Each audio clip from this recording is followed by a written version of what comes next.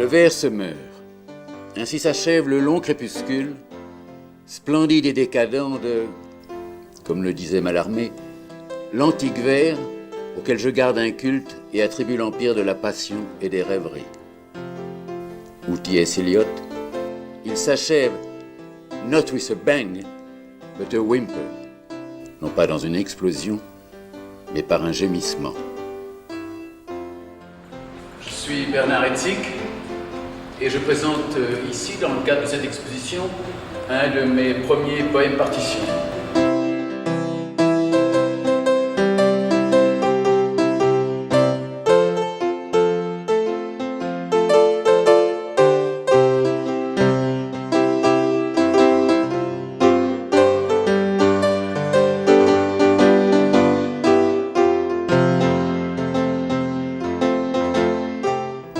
Au Canada, ils avaient décidé de nous réunir pour essayer de trouver une définition en commun de ce qu'était la poésie sonore.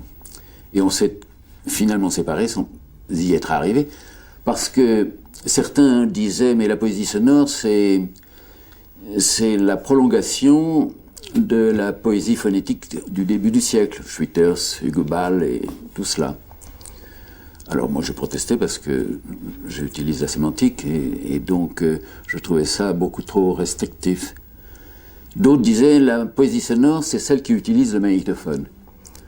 Là aussi, bien que je sois un utilisateur du magnétophone, je trouvais ça restrictif parce que je connais des poètes qui sont catalogués dans ce courant et qui n'utilisent pas le magnétophone. Donc on s'est séparés sans y être parvenus. Et ça me paraît a posteriori tout à fait normal parce que finalement la poésie sonore, elle est traversée d'un certain nombre de courants, je dirais 4, qui s'entrecroisent, qui sont parallèles, qui se contredisent même parfois, à savoir un courant qui en effet est issu des avant-gardes du début du siècle, et donc à base de phonétisme,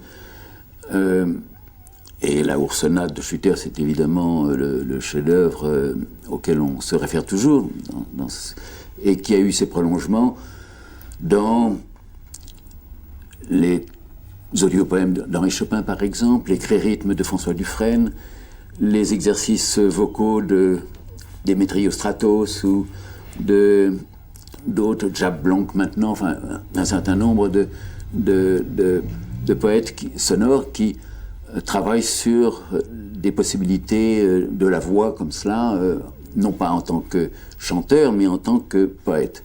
Alors ça c'est un courant.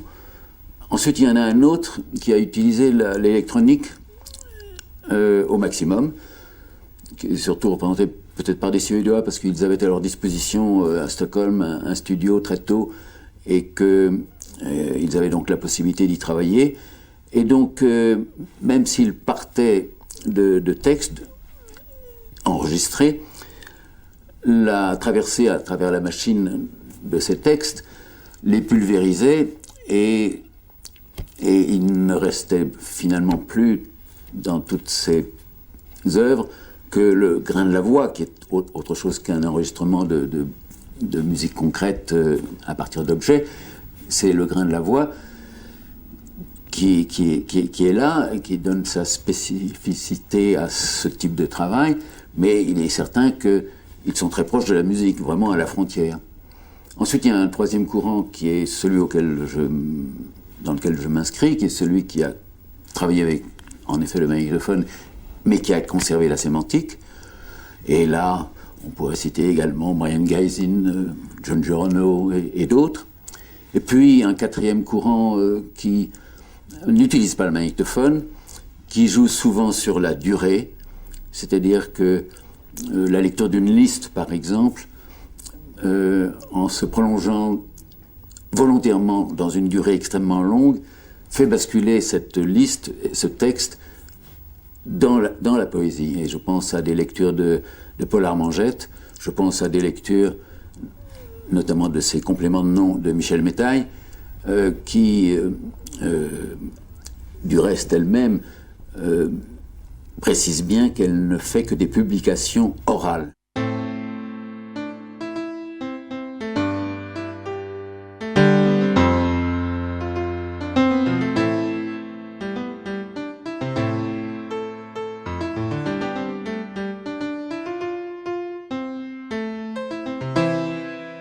a également un courant de poésie directe, comme l'intitule Julien Blaine, qui est une poésie souvent spontanée et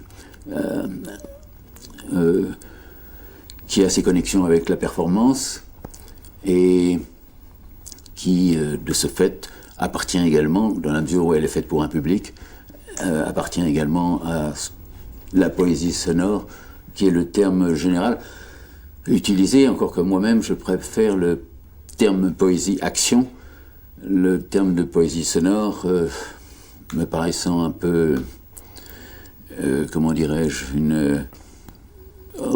non pas restrictif, mais finalement la poésie est toujours un peu sonore, donc c'est une bon, enfin voilà, moi je préfère le terme de poésie-action. Pourquoi action? Parce que jusque-là, la poésie était sur le papier, dans le livre, sur la page, à attendre un lecteur qui se faisait de plus en plus hypothétique, de plus en plus rare. En tout cas, il était passif dans cette situation comme ça, attendant que quelqu'un vienne acheter un livre, l'ouvre et lise ce texte. Et c'est cela que j'ai voulu rompre en remettant le poème debout, en quelque sorte, en le sortant de la page et en le rendant donc actif, puisque les rôles se trouvent renversés. C'est au texte d'aller vers un auditeur, vers un auditoire. Et donc, ce terme de poésie-action me paraît plus convenir à ce type de lecture faite en public, de type de texte destiné à être lu à haute voix devant un public.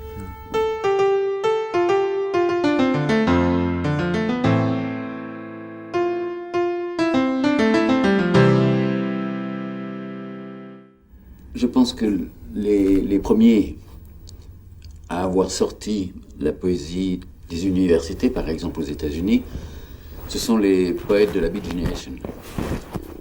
Jusque-là, il y avait deux traditions, des lectures qui se passaient dans les universités américaines, toutes indépendantes les unes des autres et qui, se rivalisant les unes par rapport aux autres, invitaient les poètes à venir lire pour informer les étudiants de l'œuvre d'un tel ou d'un tel.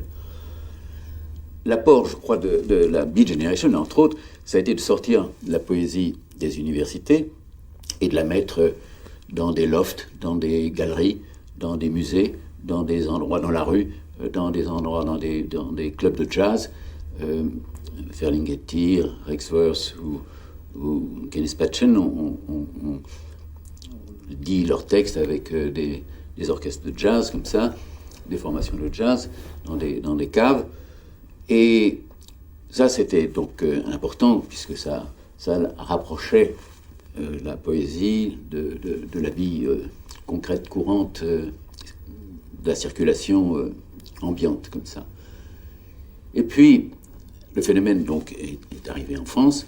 Nous-mêmes, nous avions, depuis début des années 60, commencé à lire nos textes comme ça, en public. Il y a eu une manifestation du domaine poétique à l'American Center, qui était un point chaud à Paris où il se passait beaucoup de choses, ça en 62 et 63. Et puis, à la fin des années 70, il y a eu une généralisation de la lecture publique. Je me souviens de Claude Royer-Jeannoux, un poète de la poésie blanche, mais qui avait la responsabilité d'une émission importante à l'époque, à la fin des années 70, à France Culture, qui s'appelait Poésie ininterrompue, où il invitait chaque semaine un poète qui avait droit à 3 séquences dans la journée d'une minute ou 30 secondes, et puis le samedi, il y avait une heure d'émission avec un interview et tout ça. Et il m'avait dit à l'époque, tu n'as aucune idée du nombre de poètes que j'ai invités et qui ont refusé de venir. Parce que, me disait-il, nous on écrit, on publie des livres, on n'a pas en plus à venir lire, n'est-ce pas, vraiment, et même à la radio. Et puis il y a eu la création de Beaubourg, avec le rôle qui a joué sur le plan littéraire Blaise Gauthier, responsable de la revue Parler, et qui a invité systématiquement toutes les revues, les unes après les autres, les responsables de ces revues, et puis d'autres poètes, à venir lire. Alors le prestige de Beaubourg fait que les gens ont commencé à hésiter, à refuser. Et l'habitude s'est prise finalement de venir lire en public de la poésie. Le phénomène s'est généralisé et maintenant en plus des festivals sont organisés un peu partout, non seulement en France mais dans d'autres pays, en Italie, en Allemagne, en Suède, ailleurs. Et donc maintenant le moindre chef-lieu de canton veut son festival presque, n'est-ce pas? Enfin, je veux dire que vraiment la lecture publique de poésie est devenue quelque chose d'absolument normal, courant. Et actuellement, par exemple, je suis invité régulièrement et successivement dans plein d'écoles d'art. C'est intéressant parce que c'est un phénomène qui est tout de même tout à fait neuf, dans la mesure où même les étudiants des beaux-arts peuvent passer leur diplôme avec un texte, n'est-ce pas? Et ça, c'est tout à fait nouveau. Et ça tient sans doute à l'influence underground de Fluxus, comme cela, ou de Robert Filiou.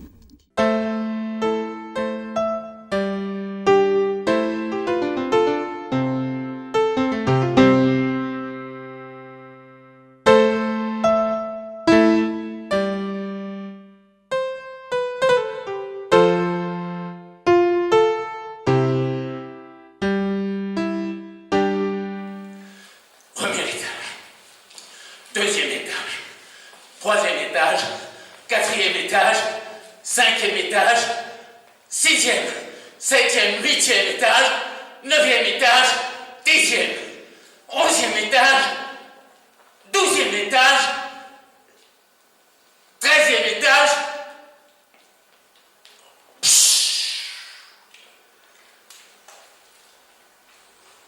Sous-sol. En décembre 62, dans une galerie, j'ai vu une petite affichette, enfin un prospectus comme ça, dont la typographie m'a intrigué. Elle était très étrange, surtout pour l'époque, comme cela, et c'était l'annonce d'une manifestation qui se passait à l'American Center toute une semaine et dont le titre était Flux Forum. Alors j'ai regardé, chaque soir il y avait donc différentes manifestations. Je ne connaissais aucun des noms, sauf la dernière soirée, mais qui, elle, changeait de nom, celle du samedi. Ça s'appelait la Poésie ouverte, domaine poétique. Et je connaissais François Dufresne, précisément, et apparemment l'organisateur de cette dernière soirée, qui était Jean-Clarence Lambert. Et les autres m'étaient inconnus. Alors j'ai, intrigué par cette affiche, et quand même, sous la caution de l'American Center, où il se passait beaucoup de choses intéressantes, j'ai décidé d'y aller dès le lundi, et je suis tombé sur la 3e manifestation de Fluxus, qui, après Wiesbaden, où ils avaient fait leur premier concert, et ensuite Copenhague, débarquait à Paris. Alors il y avait là Matt Schunas, le boss de Fluxus, Alison Knoll, Dick Higgins et d'autres. Et j'ai été tout à fait, je dois dire, fasciné par ce que je voyais. Je me suis dit, mais voilà exactement comment je voudrais voir la poésie sur scène. C'était très, très, très, très rigoureux, très économe, n'est-ce pas?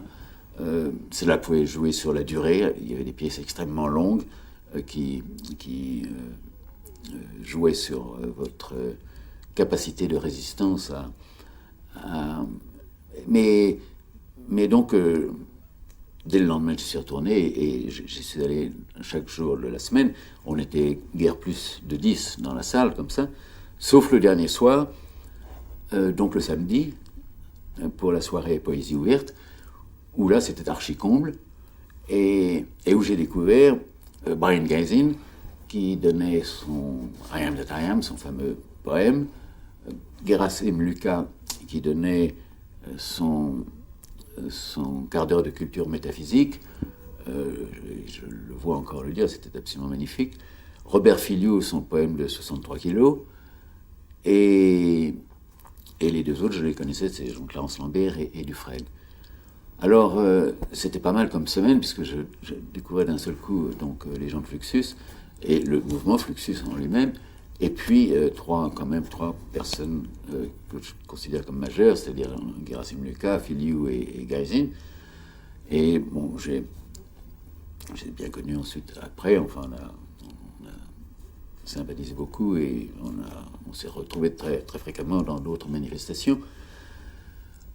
Alors ça c'était donc Fluxus. Cela dit, je n'ai pas pris contact avec eux sur l'instant, au cours de cette semaine, avec les gens de Fluxus. Mais enfin, je les ai connus par la suite, aussi bien à New York que... Les gens de la Beat Generation, j'ai été introduit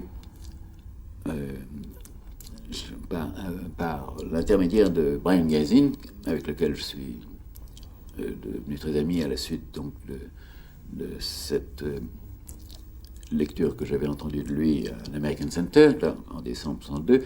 Il se trouve que, du reste, 6 mois après, il y a eu 3 autres manifestations de ce domaine poétique à l'American Center à nouveau, et auxquelles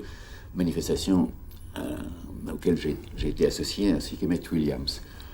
Alors, c'est intéressant parce que se retrouvait donc dans ces manifestations de l'American Center, à la fois donc Fluxus, c'était Filiu, qui était très proche d'eux, et Emmett Williams, la poésie concrète. Emmett Williams est le premier à avoir fait une anthologie de la poésie concrète, la poésie sonore avec Dufresne et moi-même et Gaisin, la Beat Generation avec Gaisin, proche de William Burroughs, et du reste, lors de ces manifestations donc en 63 du domaine poétique, on a fait entendre, il n'était pas là, mais on a fait entendre un fragment du Naked Lunch dit par William Burroughs lui-même.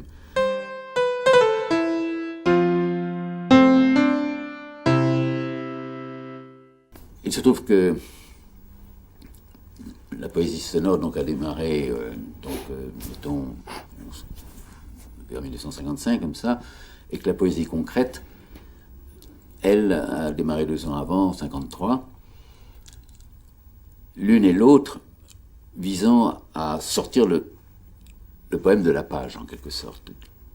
La poésie sonore en transformant le texte en le plaçant dans l'espace et comme cela, et dans la durée, et la poésie visuelle en redressant en quelque sorte le poème et en le mettant face aux yeux, puisque ce sont souvent des textes qui sont captés par l'œil en un instant, comme ça, n'est-ce pas? Bon, par la mise en page de la phrase ou des mots qui sont sur le papier, c'est moins fait pour être lu que pour être regardé et capté dans l'instant.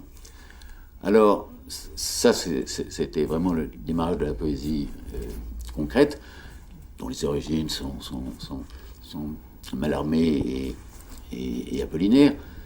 Et puis, la poésie concrète s'est transformée en poésie visuelle, avec donc les caractéristiques propres à chacun de ses pratiquants, et en poésie visive en Italie, avec des connotations politiques ou sociales beaucoup plus prononcées que les travaux de poésie purement visuelle, comme Dufresne a pu en faire, ou comme Henri Chopin avec ses dactylopoèmes, ou moi-même. Chacun donc a ses propres méthodes et ses propres caractéristiques. J'ai reçu le prix national de la poésie, le Grand Prix national de la poésie. Alors c'était la stupéfaction, évidemment, parce que il faut bien dire que pendant des années, les poètes sonores n'ont pas été, ici à Paris, considérés comme poètes par les poètes traditionnels, ou entre guillemets, bien sûr, et qui, eux, avaient le pouvoir, c'est-à-dire soit tenaient les antennes de la radio, soit dirigeaient les revues ou les collections dans les maisons d'édition et tout cela. Et ils nous renvoyaient vers la musique. Alors, d'une part, nous n'avions aucune raison d'accepter cela, puisque nous n'étions pas des musiciens, et que les musiciens n'avaient aucune raison de nous accueillir, dans la mesure où ils savaient très bien que nous n'étions pas des musiciens. Alors on était vraiment dans un no man's land, ce qui ne nous importait finalement qu'assez peu, parce que c'est créé un réseau international de circulation et de festivals ce qui fait que nous étions complètement à part. Et puis, le phénomène de la lecture publique, à la fin des années 70, a changé les choses. On s'est retrouvés associés, dans le cadre de manifestations, soit à Beaubourg ou ailleurs, avec les poètes qui nous avaient rejetés jusque-là. Et ils se sont aperçus qu'eux ne savaient pas lire, souvent, et qu'ils n'en avaient pas l'habitude, et que nous en avions la pratique. Et donc ils ont commencé à nous accepter, à devenir tolérants, et à nous accepter dans leur club, si je puis dire. Alors là-dessus, j'ai eu, en effet, alors ça a été ma stupéfaction tout de même, le Grand Prix en 91. Je pense que le comité qui était chargé et qui change chaque année, qui était chargé de trouver un candidat, a dû se disputer sur 2 autres noms et que j'ai servi de tampon comme ça par hasard et que finalement c'est moi qui en ai hérité.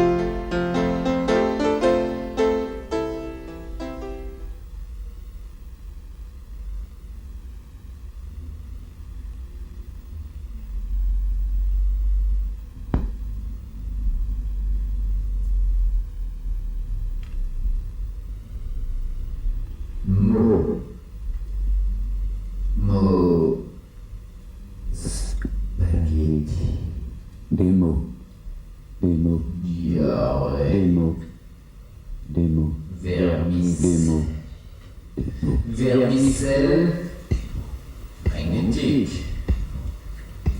Cascade. Flot. Fluide. Fleuve. Pour pisser. Couler sans fin. Et puis se vautrer dans l'ambiguïté. Faut de mieux. Jusqu'à l'extase.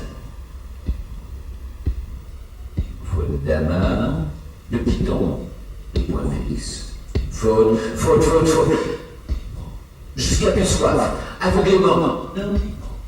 Pour ne rien dire. Allez. Rien. Comment savoir? Non. Tandis que cela n'en finit pas de couler sur la terre, de partout, sans arrêt, sans fin, coule partout, mots, l'eau, invertébré, enfile en chaîne un beau piège mouvant ça.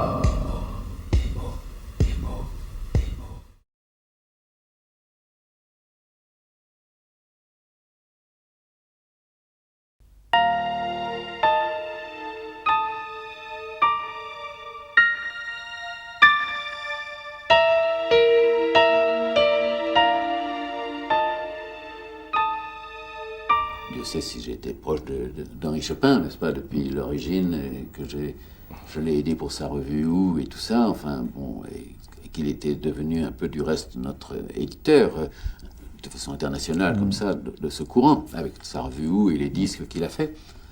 Mais il n'a pas supporté que j'ai le prix. Et il se trouve que j'ai fait une fête pour ce prix, n'est-ce pas, et que je l'ai invité, bien entendu, et il n'est pas venu. Et depuis ce moment-là, il me fait la tête, il écrit des lettres ouvertes contre moi, donc qu'est-ce que je fasse? Il est devenu schizophrène, là, comme ça, complètement. Il a participé à une exposition au Centre Pompidou. Il y avait une vitrine de ses travaux, de Typewriter Poems et d'autres choses de lui. C'était, je crois, il y a 5 ans, quelque chose comme ça, 4-5 ans. Alors je lui ai envoyé un petit mot pour essayer de calmer le jeu, enfin en lui disant bravo, je suis content d'avoir vu que tu avais une vitrine et tout ça. Il m'a envoyé une lettre d'injure. Alors je me suis dit, bon, à ce moment-là, ils coupent les ponts complètement. Enfin.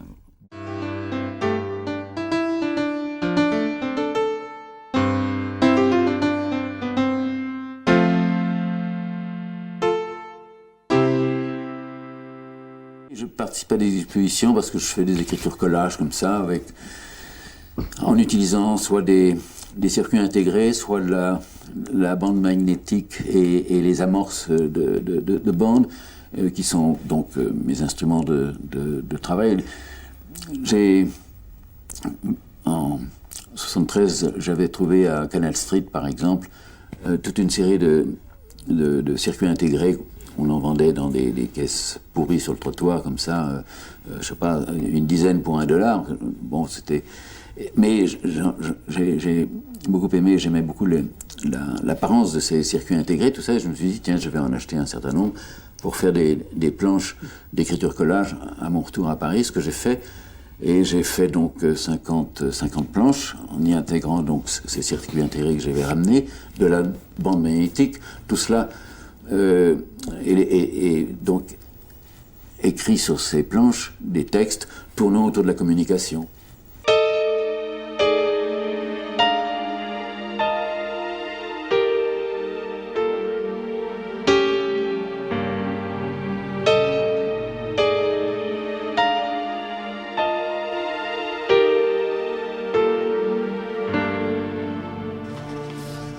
Ça, c'est le récit d'une lecture que j'ai fait de Vaduz à l'Élysée-Montmartre, qui est à Paris le temple de la musique rock.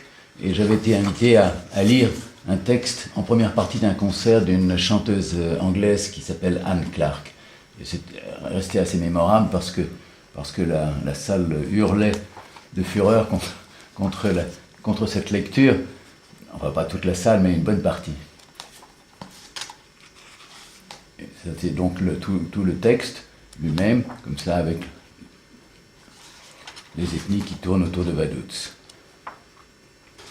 Et ça se termine par bien d'autres. Il y en a bien d'autres, puisque forcément j'en ai oublié. Elles n'y sont pas toutes, mais ça en fait déjà pas mal.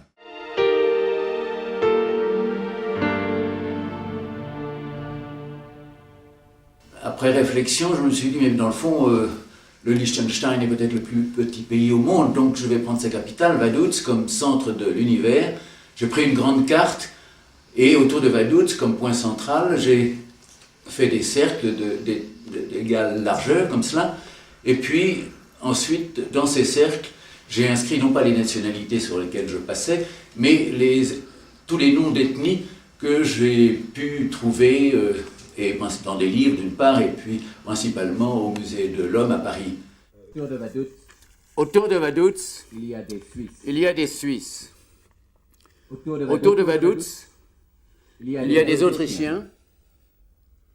Autour de Vaduz, il y a des Allemands. Il y a autour de Vaduz des Tyroliens. Il y a des Saxons. Il y a autour de Vaduz des Bavarois.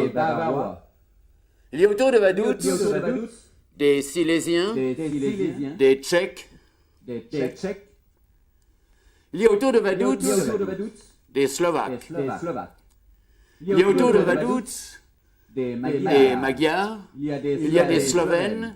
Il y a des Ligures, des Vénitiens, des Italiens. Il y a des Provençaux. Il y a des Savoyards.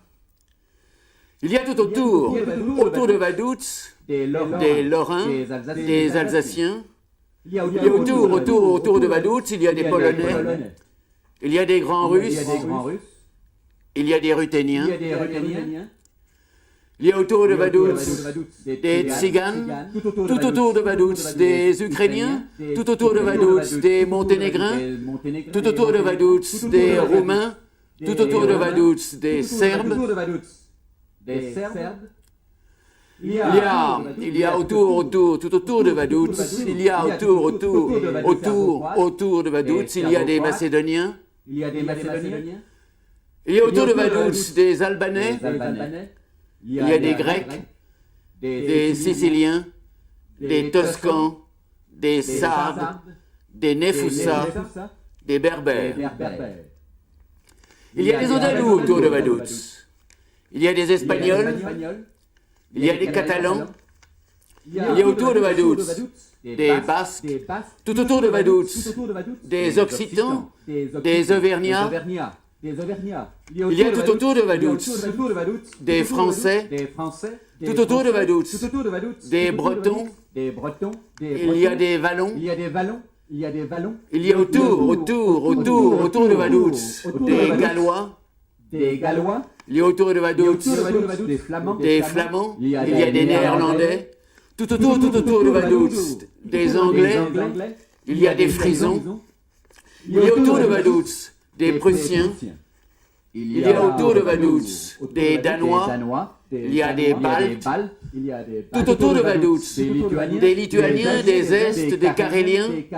Il y a autour de Vaduz, il y a des Blancs russes. Tout autour de Vaduz, il y a des Juifs.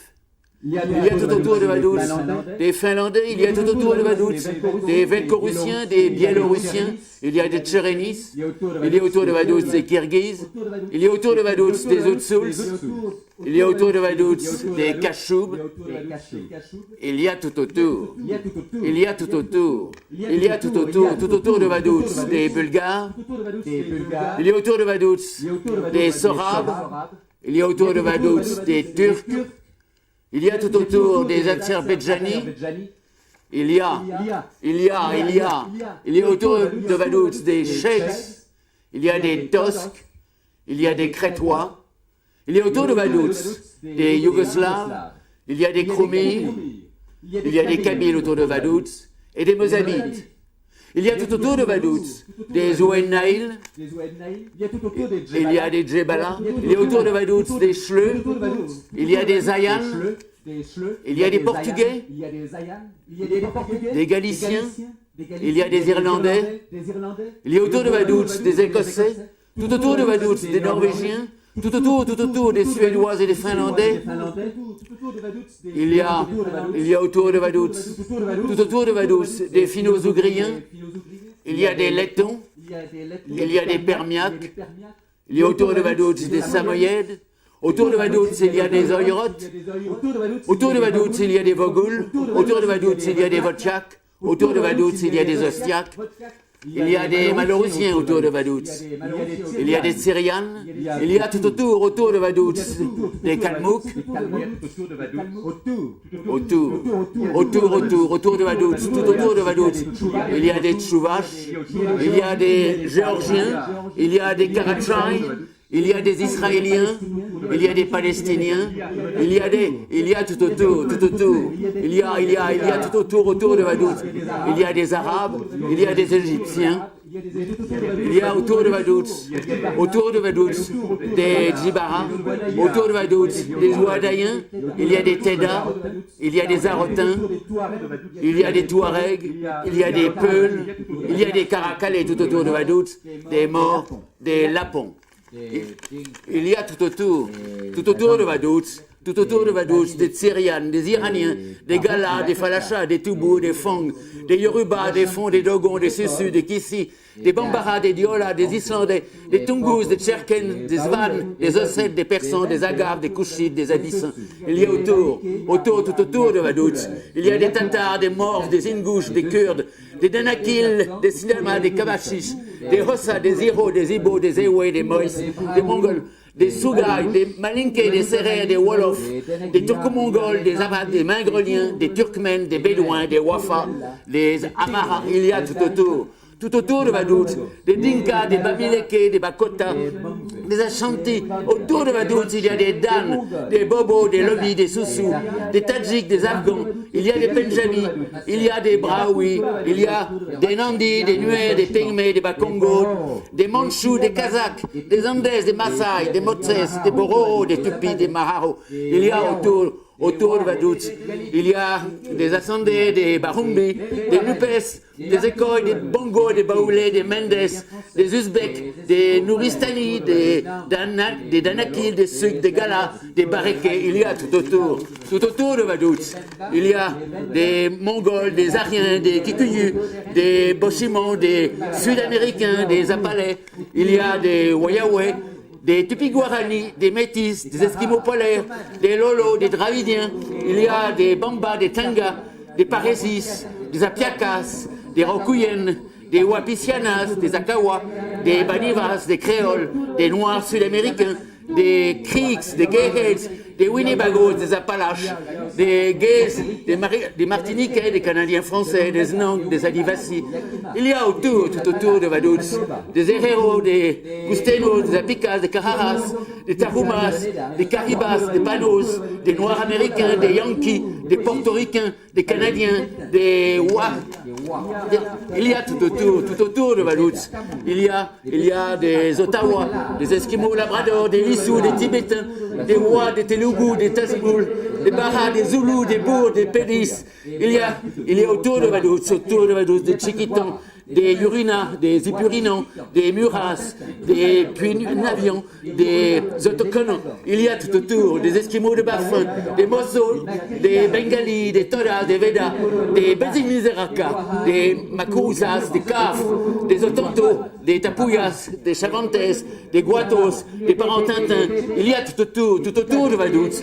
Il y a des Mépures, des Barres, des Timotes, des Chocos, des Matagalpas, des Cubains, des Natchez, des Maricopas, des Choctos, des Ogiras, des Miamis, des Esquimaux Southampton, des Maoris, des Igorais, des Sundanais, des Andamanais, des Achinais, des Hatchens, des Lutzens, des Lissous, des Chins, des Yangtuns, des Wichits.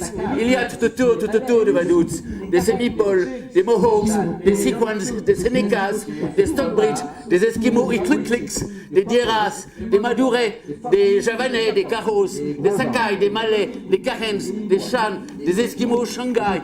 Il y a tout autour de Vaduz, des Shawnees, des Quapos.